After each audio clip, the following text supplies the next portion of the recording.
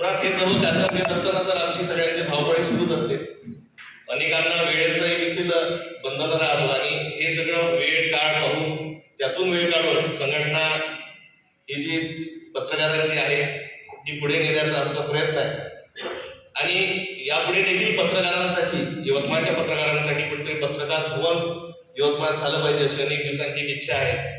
त्यासाठी देखील आमचे प्रयत्न सुरू आहे आणि त्या कामी आपलं देखील सहकार्य यापुढे आम्हाला आवश्यक राहणार आहे. आणि भरीव कार्य हे झालं पाहिजे आणि शासनाकडून देखील आमची तशी अपेक्षा राहणार आहे आणि त्यासाठी आपल्या मुलाचं सहकार्य आम्हाला लागणार आहे. आजच्या पत्रकार दिनानिमित्त आपल्यामध्ये जे प्रमुख पाहुणे आणि अध्यक्ष म्हणून जे उपस्थित आहेत त्यांचा मी सुरुवातीला परिचय करून देतो. अशोक उईके सर हे आपल्या सगळ्यांना तसे परिचित आहेतच. त्यांची राजकीय जी जडणघडण आहे ती मुळात बुलढाणा जिल्ह्यात जरी झाली असली तरी ते मूळ निवासी यवतमाळ जिल्ह्याचे आहे.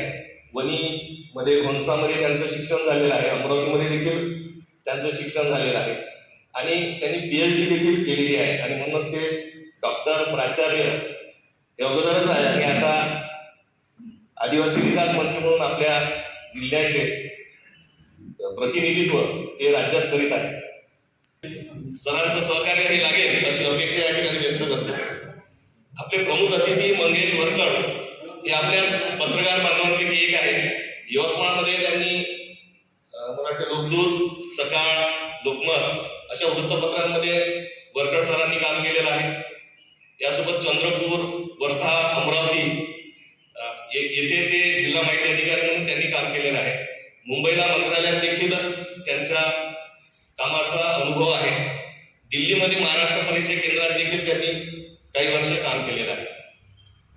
या प्रास्ताविक परिचयानंतर